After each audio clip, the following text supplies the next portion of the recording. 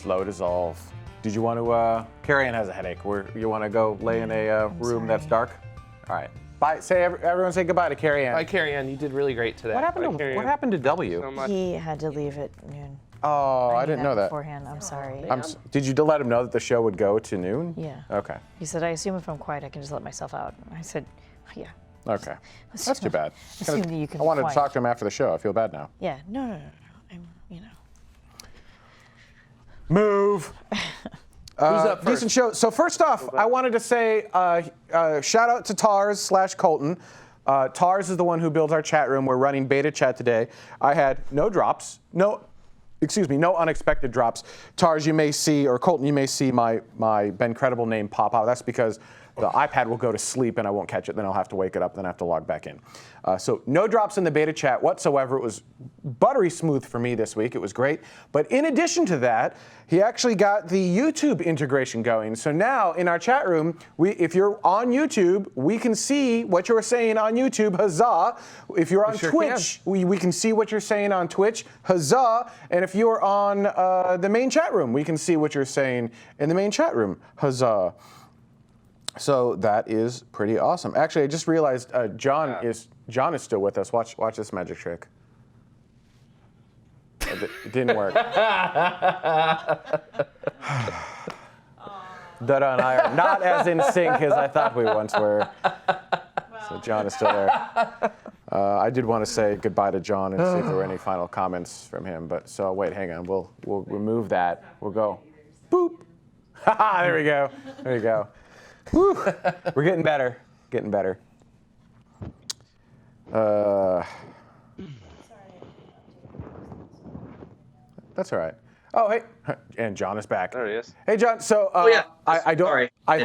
No, I forgot to mention in the show we can't hang up on you. So you are free to leave at any time. You don't need to hang out unless there's any last things you wanted to say. In the After Dark is just not part of the main show. It's just us chatting about anything. Anything else that we didn't get to that you wanted to talk about? Yeah, geez, there's so many things. It's hard for me to pick one specific one. Oh yeah, actually one thing, it's kind of more of a political thing. No, go ahead, that's all right. Which I guess is not illegal. But another thing is kind of with Trump's presidency, you know, if we're ever going to do real estate development of this solar system, probably the best chance is when we have like a billionaire real estate developer in the White House. I pretty much finished my book right around the time of his election. So I don't have a big crush on Donald Trump or anything like that. But yeah, like the normal people that are president are, you know, kind of not. I mean, literally, my family's from Jersey City, and he has like a whole neighborhood down there that he took from like a vacant lot to like multi-million-dollar houses. And a big part of my idea is just, you know, we should just real estate develop Mars. It's just the same way we like, drain a swamp, put a bunch of condos there. Just going to terraform some planets, put a bunch of condos there. It's like exactly the same stuff we do all the time. Just, you know, we'll have to make a new zip code for them. John, the chat room is telling us, actually Dutta said, I don't know if it was live before the show, but apparently your website is not currently responsive, just so you know. Really? So people want to go there to get things, and maybe we crashed your website. I'm sorry. That sounds wonderful. Yeah, let me figure that out. All right, cool. All right, the chat room is back and forth on blah, blah. Tomorrow's too strong. And actually, a few people missed your information, like they're asking what's the URL and things like that. So once again, where can people go for picking up your book, more information on you? You mentioned you had a Facebook page. Like, where can they get more information on changing the world? Yeah, so if nothing else, my book's on Amazon, which has its own separate thing. So if you just go on Amazon and type in Changing the Worlds or John Amabile, Changing the Worlds, they can directly buy my book. It's also, there's an e-version of my book too. And then on Facebook, if you just look up groups, Changing the Worlds, and sometimes it comes up better if you type John Amabile, Changing the Worlds. And finally, YouTube. If you go on YouTube and you type in John Amabile, Changing the Worlds on YouTube, I basically have each chapter of my book. I have a YouTube video for them, just with brief explanations, photos. That's where we grabbed those photos from. And the chat room is giving me endless crap for calling it an URL instead of URL. I do that a lot, by the way, for those who don't know me very well. So HDMI, I'll call Hitimi. My favorites. Yeah, I'll say Hitimi. Yeah. I'll say URL. SDI, I'll say a city, just because it's so ridiculous. So Earl Grey hot. Yeah, no, I do that all the time, so I know what I'm doing. Oh, and yeah, GIF. I'll just say GIF, just because no one else would ever pronounce it that way. And finally, my the email address I use for everything for my book is just terraforming101@gmail.com. So anyone's free to just shoot me an email on there if they have questions as well. Very interesting. How do you feel about O'Neill cylinders and large kind of standalone colonies that could be placed in Lagrange points? Oh yeah, so Lagrange points are a big part of my book. Also, it's kind of funny with O'Neill cylinders. People don't think of it this way, but as you mine an asteroid, like on Earth, what a mine really is you're hollowing out something. So like all the time, we use abandoned mines for stuff on this planet. So absolutely, like if you go to 21 Lutetia or 16 Psyche, like the most valuable asteroids in the solar system, as when after we've done making, some amount of money that we don't have a word for, it would be so much stuff. But yeah, when you're done, you'd have an O'Neill cylinder. I mean, it's kind of funny. That would be a byproduct of mine. All we're doing is hollowing out asteroids for profit. So when we're done, we can sell them and make, a little bit of add some lights, kind of make it like get an interior decorator in there, make it look kind of more snazzy. But yeah, absolutely, we'd be making them in orbit around something. Yeah. Yeah. Very cool. Well, I'm just reading through the chat room, seeing if there's anything else. No, I think that's wrapping it up on your side, John. We still have to do some more news for this week's show. So unless you've got anything else, we'll give you your Saturday back. And once again, thank you. It was much more stable this week. We could clearly hear you. It was delightful. It was a great interview. Thank you so much. Yeah, thanks for having me, guys. Appreciate it. Yeah, and I appreciate you redoing it so that we could struggling through audio issues on a show sucks. So I really appreciate you picking a new date so we could actually get the technology worked out. All right, thank you. If you want to hang up, we can't really hang up on our side, but you're free to just hang out if you want. Otherwise, there's no requirement for that whatsoever. Feel free to just hit the end call button. You and Space Mike have some news, and I need to figure out how to do those. Let's see here. The basic. Yeah, I see him. And I updated them so that we should be. Let's do it with all three of us again. Okay. And I started this last week, and then Dutta spanked me, but I don't really care. I just started calling them space pods again because I think that just makes more sense. And for those wondering, he's like, well, are we charging people? It's like, no, you'd see that on Patreon if we were doing that. We're just calling them space pods because I feel like they kind of fit that format a little bit better, and I like the naming convention. I get it. Yeah, cool. So I'll probably refer to them as a space pod. Is that still there? Why are you funny? I didn't take the inappropriate joke during the show. I missed it. Yes? We were talking about 3 seconds of thrust. Is that the shirt for the show? No, because I didn't take it. Oh, you know what? I'm going to need... Say it. Oh. I'm so confused right now. During the Bigelow Woo! BE4 news. Oops, there went the screen. Oh, it's back. Yes, because I stepped on the media converter. There you go. Thanks, Dutta. Look at me, Jared. The video, the 6-second video, and how it was only 3 seconds worth of thrust. And you were like, well, you'd only need 3 seconds. You get a lot of data out of that. You do. Yeah, but I'm not going to disagree with that. No, but I didn't take the joke of, some people only need 3 seconds of thrust. That's all right for some people. Like, that's enough for some. engineers, it's enough. Oh, well, apparently. Wow.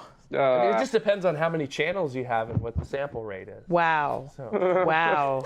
Well, as Cody says, it's not how can't. long the thrust is, it's how you use it. That's true. As long as you've got it at the correct angle. Oh my God. Yeah, that's not my experience at all. Like, if are we doing it at apogee or perigee? What are we changing planes? I'm just, see, this is why I didn't take it during the Changing regular show, inclination, or- because I knew if I said something like that, the whole news section, I'm already getting criticized on YouTube for like not keeping the boys on track. Somebody said that I keep them off track, and somebody else responded and said that the only reason I talk is to keep them on track. I was like, thank you. Not that you guys get off track, you're fine. I'll be quiet now. Just don't have any pogo happen. That'd be really I love you. I did stop after naked, by the way. That's pretty much where I'm sure everybody was at. It was so funny. Okay.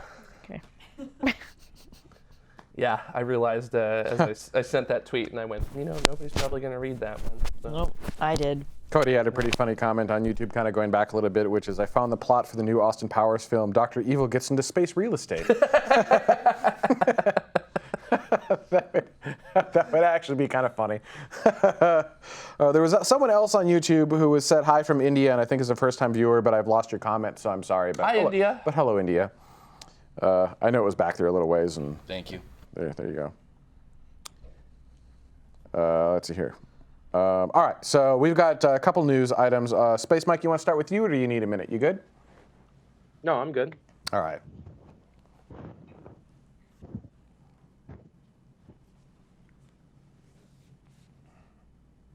All right, here's number one. You said you don't need that.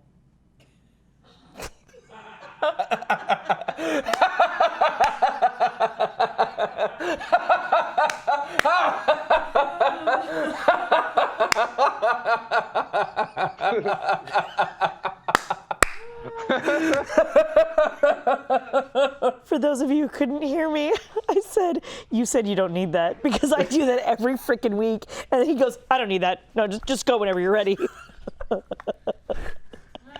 And also for those that are wondering, that is Ben's kill you face. You must be literally biting your tongue right now, because you don't keep that face that serious. So for I that don't long. need it when we reset the cameras in such a way that we're clearly on a different shot. Obviously. This yeah. week we didn't do that. I have all of us on set. Okay, cool. You're gonna need it now, because I just screwed up your take one. Cody says that we have broken Jared. It honestly doesn't take a lot. So. Love you. And as Colton says, Ben is having fun with the new YouTube chat bridge. I am. It has changed the show. Chat is super important to the show. All right. I just lost my spot. Although the youtube.com/TMRO link is like terribly low resolution and the color is weird. Oh, yeah. We should probably get that fixed.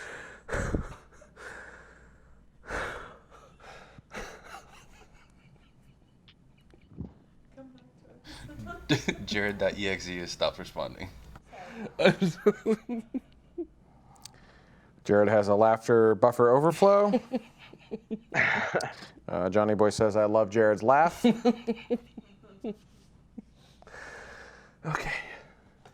In fact, if tomorrow has a chat bridge, where's 10 forward? That's actually, I see what you did there.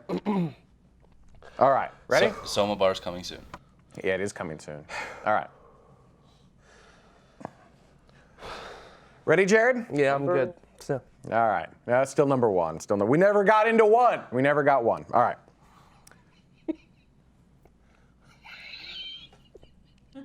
Oh no. Oh no.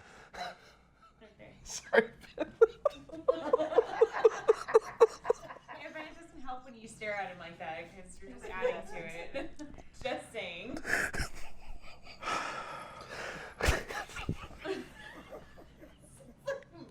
Go over there. Go over there. Jesus Christ.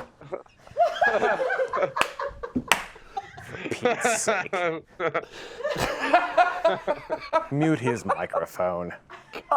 God. I promise we're a professional show. I promise. Oh man. There, I fixed it. Have you tried turning Jared on and off again? That's a good one. That's a good one. That's from JK3 Farden. Have you tried turning him off and back on again? 0.8 pug? All right, here we go. Still number one. Ready, Mike? All right. Yep. For your Tuesday Space Pod, Space Mike's going to talk to us a little bit about United Launch Alliance. What you got going on, Space Mike? Well, United Launch Alliance and Bigelow Aerospace have actually announced a further partnership that they have recently announced. And this has to do with Bigelow Aerospace's B330 expandable modules and United Launch Alliance's ACES upper stage engine. I'm sorry, can we start over one more time? And You just betcha. Yep. Right to the right as soon as you throw it to me. Yeah, actually, let's see if we can do. I wonder if we can do a cold open on this somehow, like we used to with the space pods. No,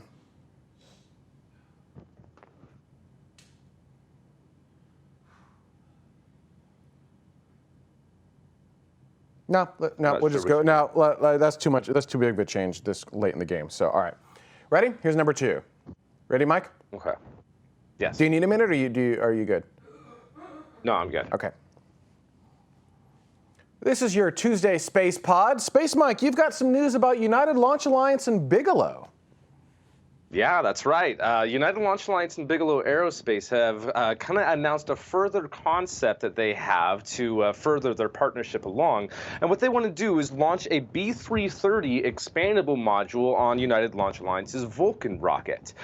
This launch would take place somewhere in 2022, and it would be outfitted in low Earth orbit first, and eventually go to a low lunar orbit and serve as a lunar depot.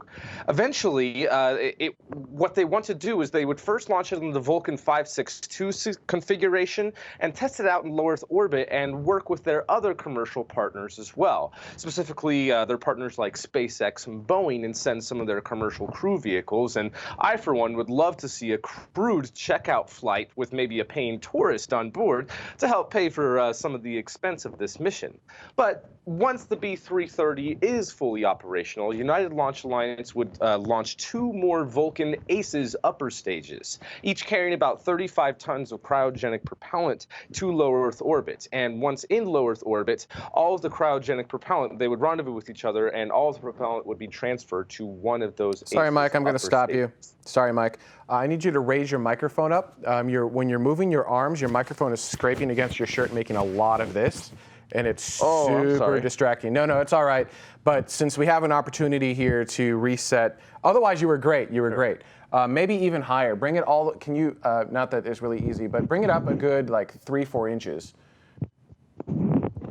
Yeah, there you go. Now get animated for me. And it's still there a little bit, but it's not as bad, right? Chat room, not as bad? I'll try not to be so... No, be animated. I liked you being animated. It was fine. It showed passion. It just, when you're getting this, you don't want to, you just don't. I mean, yeah, there's still something, but move the mic forward. We're just... Thanks. Can you try to... Yeah, that's a good point. Hang on. Let's run a high-pass filter at like 100 hertz. Maybe 120. Where's his channel? Sorry, new audio board. Give me a minute. Go to EQ.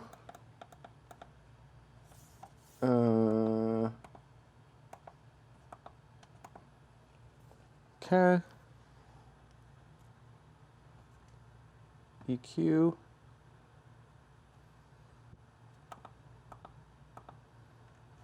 There you go. We want to bring that all the way up to like 100. I don't think he's already cutting off a bunch of stuff, and then I think we need to enable it. We can probably even go to like to 120. It might be a bit aggressive, but we'll find out. All right, Space Mike, talk for me again. Let's see. So Bigelow Aerospace and United Launch Alliance are working together to send their B330 module. Aggressively move your arms now. So yeah, Bigelow Aerospace and United Launch Alliance are planning on sending their own commercial lunar space station. That's great. And it's going to be awesome. All right, so chat room, I was really aggressive with the high pass filter. I brought it up higher than I normally would, but I feel like the Skype connection's already pulling out a lot of that audio. Does that seem his voice? I'm not taking out too much of it. I'm not taking out too much of his speaking range, right? It still seems nice. Everything sounded pretty good. Yeah. I feel like that sounds good too. All right. No. Cool. Cool. All right, great. I'm sorry, Space Mike. I know you were doing really well, but audio is very important, and I wanted to make sure we got this right. So. Oh, it's all right. Take number 3, and actually let's leave that filter in place, and let's make sure we apply it to the guest channel as well. By the way, this new audio board has all kinds of nifty little tricks, and the audio clarity is amazing compared to the old one. So the audio clarity is nearly identical between the two. The difference is we have it's much easier for us to edit in C equalizer settings, as well as we've got an auto mix that occurs. So it's automatically moving priority from mic pack to mic pack, which is transparent to you. You don't have to touch it. So it's shutting down elements that don't need to be open, which makes it just sound cleaner, because then you don't have like 3 mic elements right next to each other that are open. Also, I turned on a super aggressive compressor. So, I was like, screw it, turn it to 11. All right. The compressor is taking out the clips. Yeah. Yeah, and it does a lot better job than the other one did. There's nothing I can do about my mic pack. It is what it is. I have been moving it onto my lap. I've been doing a bunch of stuff. I just can't until that'll be fixed when you get the new. It will be. Let's get into this, and then I'll talk about audio in a minute. All right. So Space Mike, here we go. This is take number 3. I'm going to do a huge Kermit flail myself because I need to know that this is the real one here. All right. All right. This is your Tuesday Space Pod. We've got Space Mike, who's going to be talking. Yeah. Yeah. Stop. How about a Tuesday Space Pod? Space Mike, you've got United Launch Alliance and Bigelow Aerospace doing something. What's going on there? Just try it again without the accent. I want to give you a very offensive Jersey accent so bad, but I'm going to refrain. You suck. What have I started? Oh my God, that was amazing. I feel like that should be the Space What was Pod. up with that accent there? You're just like, yeah, we've got a Tuesday Space Pod. What's up, Space Pod? We got things going on in space and things. I like how it just shut you down too. You couldn't even function. You just went. It's gonna be Bigelow with a LUNAR colony. Yeah. This is why you watch live. This is why you watch live. What kind of Mickey Mouse operation? Oh is my that? God. 20 minutes. Oh, we're she's going down. All right. All right. We're very serious people. All right, here we go. All right, this is your Tuesday Space Pod. Space Mike, you've got United Launch Alliance and Bigelow Aerospace. What's going on over there? So Bigelow Aerospace and United Launch Alliance, who have announced a partnership for a while, what they want to do is launch a B330 expandable module on the VULCAN rocket. And what they want to do with this is they want to outfit it first in low Earth orbit and then send it into low lunar orbit by the end of 2022 to serve as a lunar depot. So the B330 would launch into low Earth orbit on the VULCAN 562 configuration. And once in orbit, Bigelow Aerospace would outfit the habitat and demonstrate that it's working properly. This would also be able to be a good opportunity to work with their other commercial partners like SpaceX and Boeing. And I, for one, would love to see a crewed checkout flight with maybe a paying tourist on board to help pay for the expense of this entire mission. Now, once the B330 is fully operational in low Earth orbit, United Launch Alliance would have 2 more missions where they would launch VULCAN ACES upper stages. Each one would have about 35 tons of cryogenic cryogenic propellant on board. Now, once these are in orbit, they would rendezvous with each other, and all of the cryogenic propellant would be transferred to one of the ACE's upper stages, or advanced cryogenic evolved stages. And the full ACE's upper stage would then rendezvous with a B330 module and perform multiple maneuvers once they were able to mate, or rather dock with the B330, and transfer it into its final position in low lunar orbit. And this could be if done correctly, this could be a game changer. This commercial lunar station could provide an anchorage for all sorts of different lunar business that is in development right now. In addition to having NASA and other governments have a new location to conduct long-term exploration and astronaut training. Pretty much this could be either taking part in or take the place of the Deep Space Gateway concept.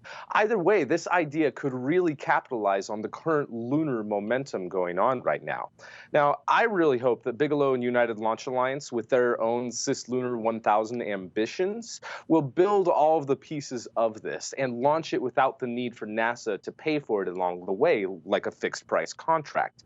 That United Launch Alliance and Bigelow Aerospace will do it themselves, and then later have NASA as a customer once it exists. Now, a single B330 module is comparable to about 1/3 the current pressurized inside volume of the International Space Station, and Bigelow Aerospace is building 2 of these modules right now, of these B330 modules, and they've said that they could be ready for launch anytime after 2020. And even though that's still a little less than 3 years away, it's still really exciting. This is something that they have been working for many years, and having this partnership with United Launch Alliance could change everything. And I really hope that they are able to push forward with this and that this becomes a real space station. You seem pretty excited, Mike. All right, thank you. I just like these ideas. I want to go to all the places. I want to go to Mars, don't get me wrong, but I want to go to the moon first and stop off on those places. Yeah, absolutely. I mean, especially if it's 1/3 you said 1/3 the volume, 1/3 or 1/4 the volume of the space station? Pretty much 1/3 the volume of the International Space Station, with just one module. Yeah, you just need a common docking collar kind of in the middle, a common collar, and then you drop 3 or 4 of them in a circle, and you've got, I guess, more usable volume than the International Space Station. You could do quite a few things. It'd be really cool. Oh, yeah, and if this was part of the Deep Space Gateway, I mean, there's already a node module that has 4 to 6 docking ports on it for, additional modules to be part of the Deep Space Gateway.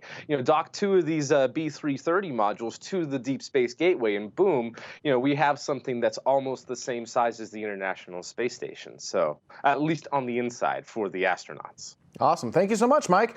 All right, so for our last show, tomorrow, Orbit 10.39, we had John Amabile on talking about how we can colonize our solar system in one lifetime.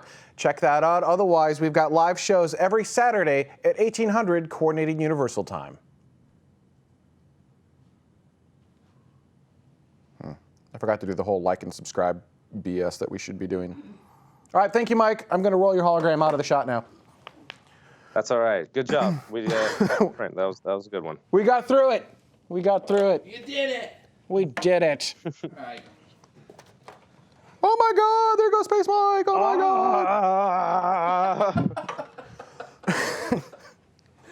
God! Ripped into the darkness of Station 2. Well, actually, I think I'm going to go, because it's almost 12:45 here, and I am starving. I haven't eaten anything yet. Go eat food, Space Mike. And water, so. Thank you for all your time and talent. It was awesome. And then, when does Tiangong splash down? Anytime between now and I think they were saying April of next year. All right, so it'll be a couple of months. Yeah, let's add that into a news story sometime. Either probably a space pod coming up sometime soon here then.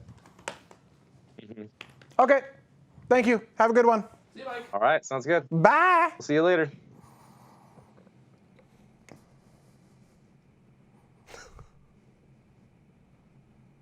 Could you look more constipated, really? I think that's how you... No, it's called chinning. It's actually a new Instagram fad. Chinning? What? Chinning. Chinning is a... Instead of a selfie. I feel like I did that for years.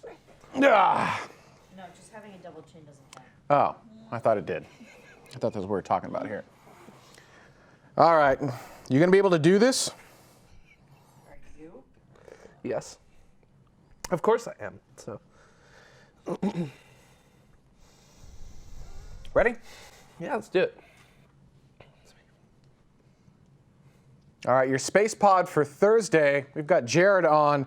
You were spreading rumors. Yeah, I was. And you ended up being right. Yeah. You know what's really nice? Being correct about things. You know what's even better? Spreading rumors and still being correct about it.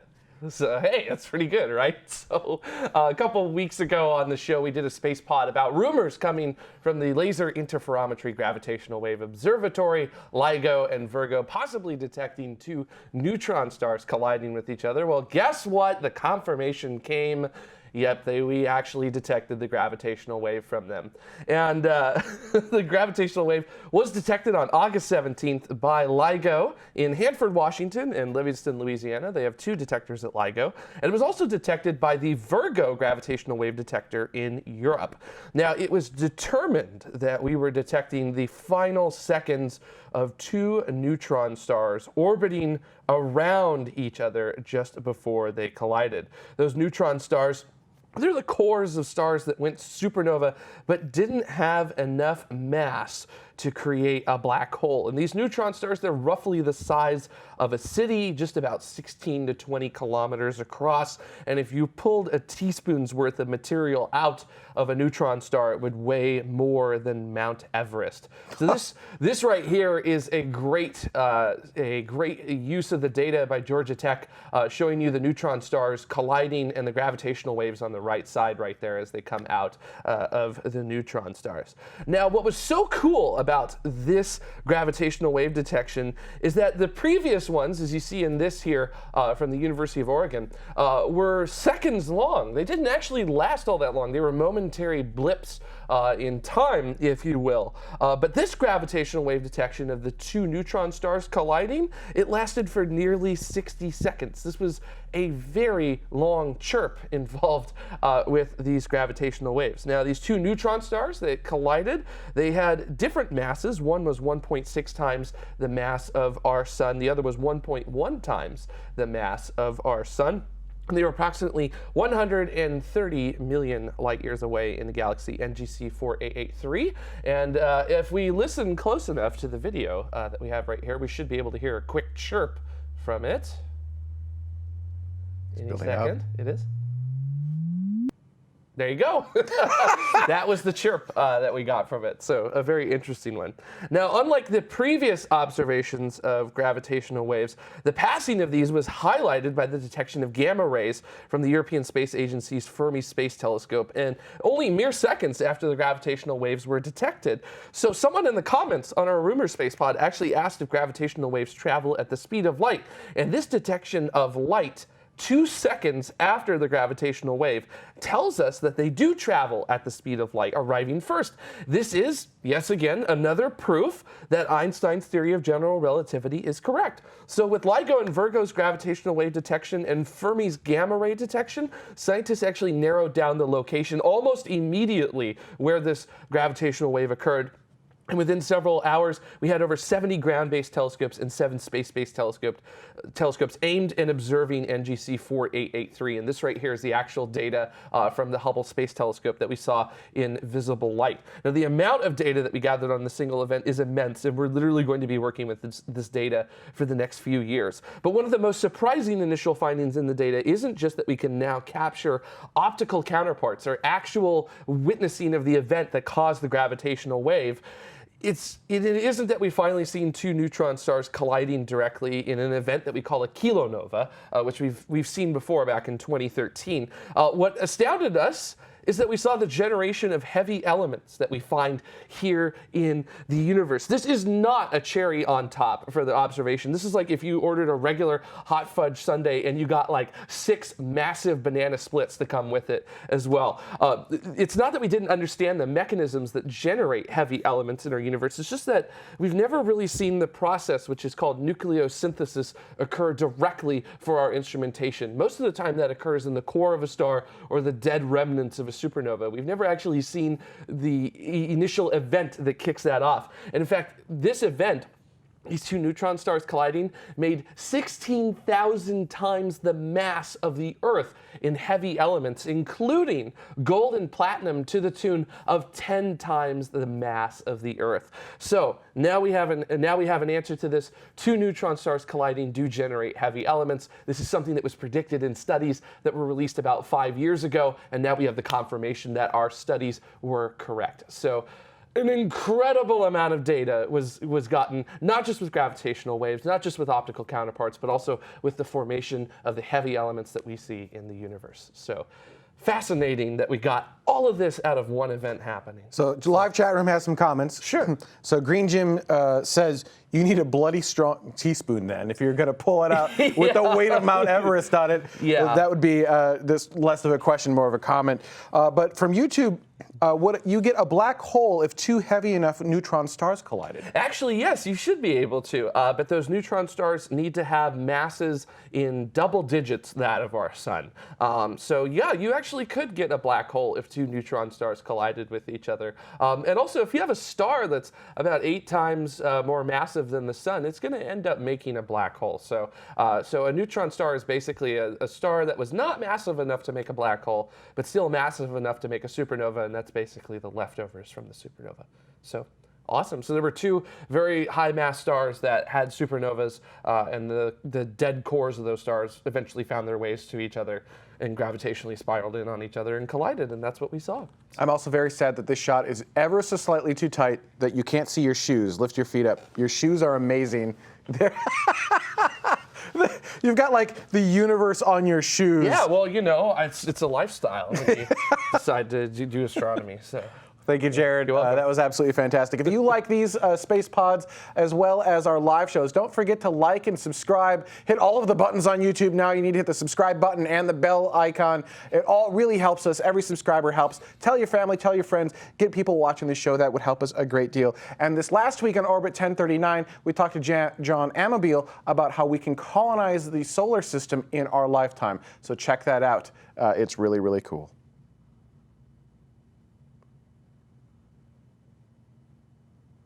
And things. That was a kind of shitty ending, but it's pretty neat. Live shows. Yeah. I mean, but I got the like and subscribe, so I just need to work on that and add stuff and things. Yep. It's good enough. Close enough. St. Alex, do they know the spin rate of the new neutron star? No, we do not know the spin rate. Because the neutron stars are 130 million light years away, that kind of is a bit of a problem for figuring out the spin rate. Usually when we figure out the spin rate of a neutron star, what we're looking at is the radiation that's coming out of the magnetic field at the North and South Pole. And then that has to be aimed directly at us in order to see that. And then we don't call it a neutron star, we call it a pulsar, which is basically a rapidly rotating neutron star that does that, but that's aimed directly at us. To long way answer the question, no, we don't know the spin rate. So we expect neutron stars to spin, but we don't know the rate simply because it's really far away, and it's really hard to figure out what the actual rate is if you don't have those North and South Pole beams of radiation coming off of the neutron star. So. Kay McCoy, as a compliment for you, says, Jared Head, you are a great science communicator. This was a fantastic space pod. Clearly presented, enthusiastic, jargon explained, nicely done. Thank you so much. I agree. And Astro, something. Great summary, Jared. Thanks. This was a really big thing, you know. And there were like 3 major things that were knocked out in one event. So this is a pretty big deal. I don't want to say that this would win a Nobel Prize just by itself, but LIGO and Virgo are just doing such incredible work together. It's amazing. So. All right, so, and I do want to just really quickly, because they said they couldn't see your shoes very well. Oh, yeah, go ahead. Hang on, I'm gonna, because they are all sorts of fantastic. They're magical. There you go. There you go. Look how magical those are. Aren't Did they you just had fantastic? those? You had those custom made? So. Did you custom make those, or did they? So my parents know me very well, and I always wanted. They don't Vans. compare to mine. Mine are boring. So I always wanted. So Vans, the shoe company, made Galaxy shoes a couple years ago, but I wear size 13, which means that basically I have like 0 chance of getting cool shoes. Sure. Because they don't really make shoes, nice shoes that big. I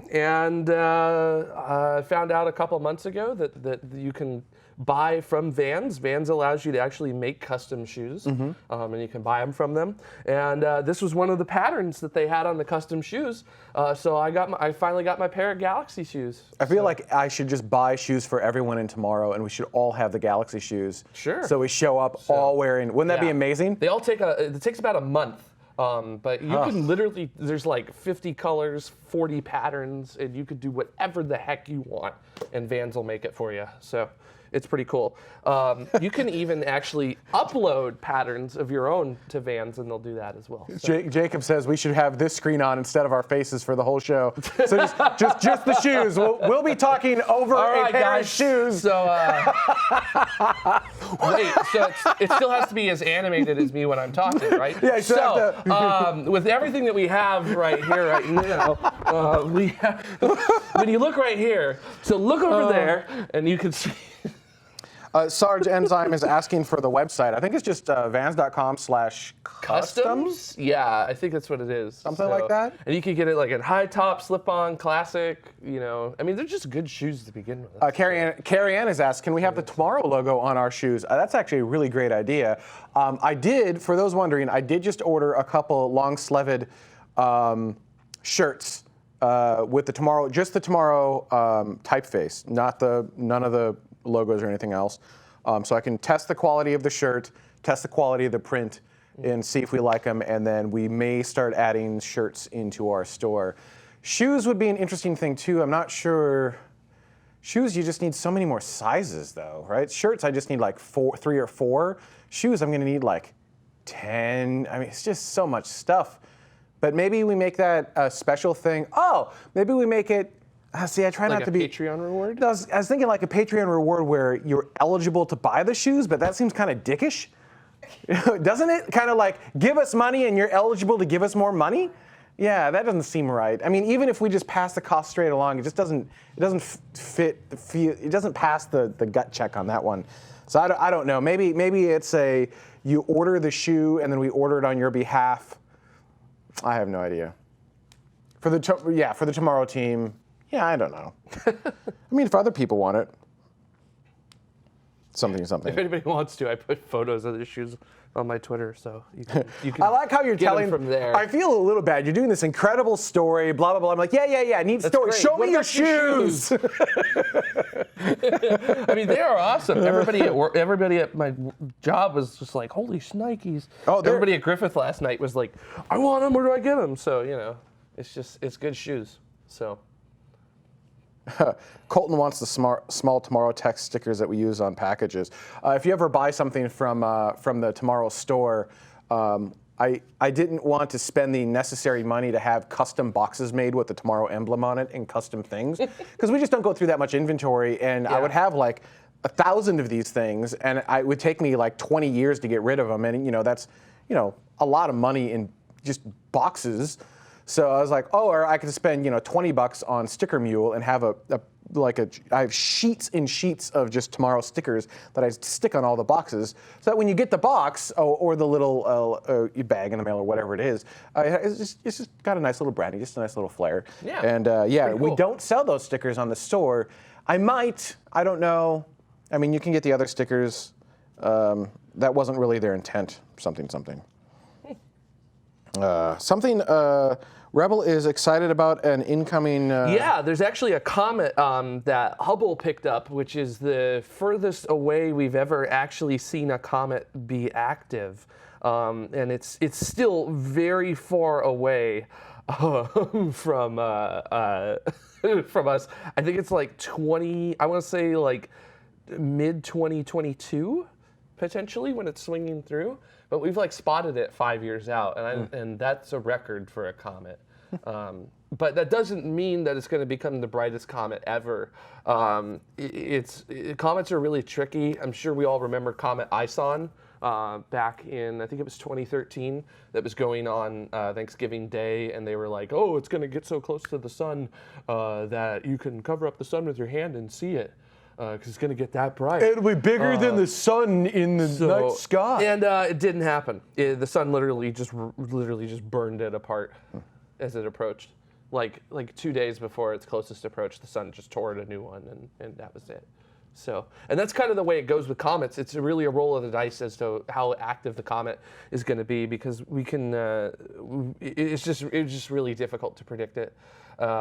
So. Yeah, Rebel, you're saying the prediction right now is 6 magnitude, so that's just barely on the limit of what your naked eye can see in super dark skies. So yeah, take cometary predictions with as much salt as you can, because nobody can really predict that accurately. So. Yeah. Chat room's giving me crap regarding the Green Jim says I'd get bored with the TMRO logo and in 20 years change it. Actually, I was going to say within a couple years, not 20 years. No. So we spent Dutta spent a great deal of time. No, actually, we both spent a great deal of time on that one. So it's broken into 2 parts. There's the typeface, which took us forever to get right, but I still love and adore it. And then there's the logo, which I do still love and adore, but we're not using right now, because what I want to do is create a similar logo for all of our other shows, like Science and Cities, Space, all on the same family. And I haven't been able to, like the designer who made it hasn't been answering my emails. So I haven't been able to create that cohesive design language yet. I do want to bring back the space logo. I love the TMRO space logo, the one that we have with the spires and like. Yeah, it's pretty cool. I don't foresee myself getting rid of that anytime soon. I do cycle through things that I don't absolutely love, but once I absolutely love it. Just to be clear what we're talking about, this is typeface. Hang on. Let's get that. And this is logo. Yeah, you can kind of see that, mostly see that. Here, I'll hold this up. Go camera me.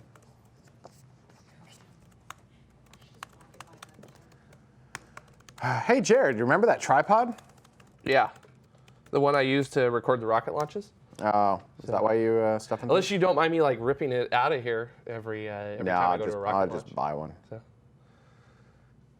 All right, now we have to wait for Dut. Now he has to walk all the way back. All the way back.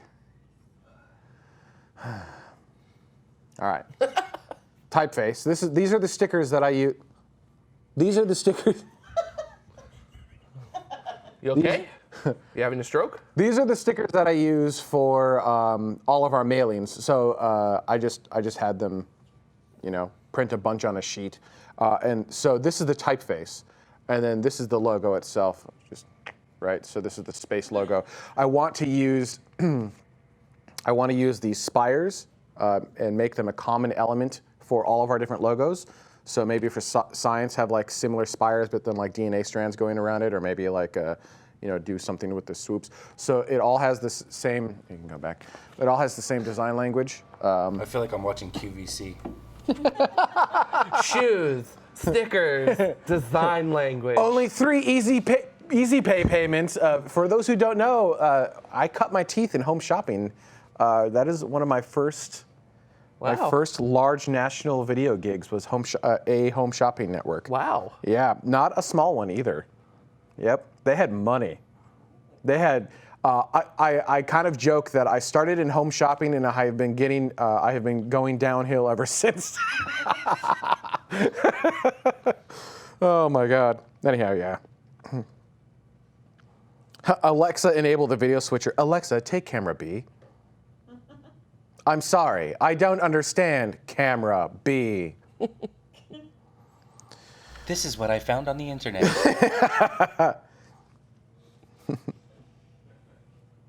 Hey Google, take camera B. There, I got them all now. Hey Siri, take camera B. And then what is there? I got that one. Oh, God.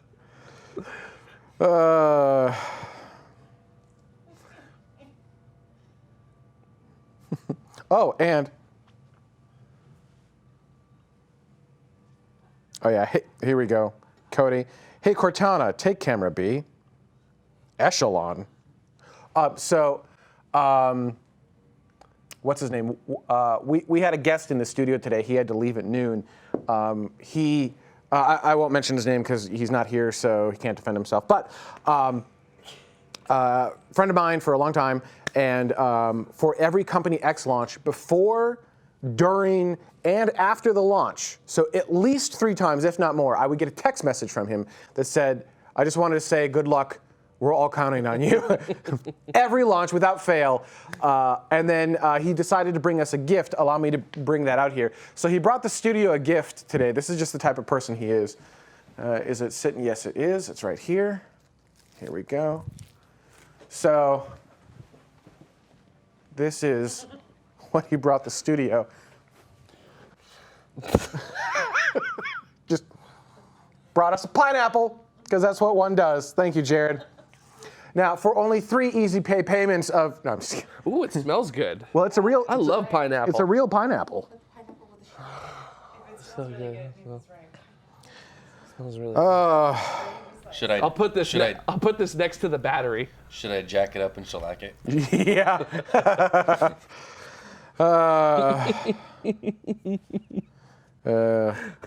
John, it's the pooping pineapple joke. You know, getting these shows done is a little bit like pooping a pineapple.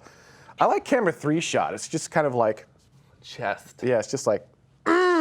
Look at this wonderful shirt that he's wearing. Hey, I coordinate with the chair. It's a great garment. Oh, and to add to that, to add to what our guest would do, right before I got on air, they're just finishing up news, and as Carrie Ann's finishing up, he turns to me and he says, "That's not what you're wearing on air, is it?" He's like, "Hope you can think about that through your entire segment." I was like, "Thanks." Oh man. Woo. He did also say things like, we're all counting on you. Did he say that? Yeah, he did. He said, "Good luck, we're all counting on you." Just right before you went up.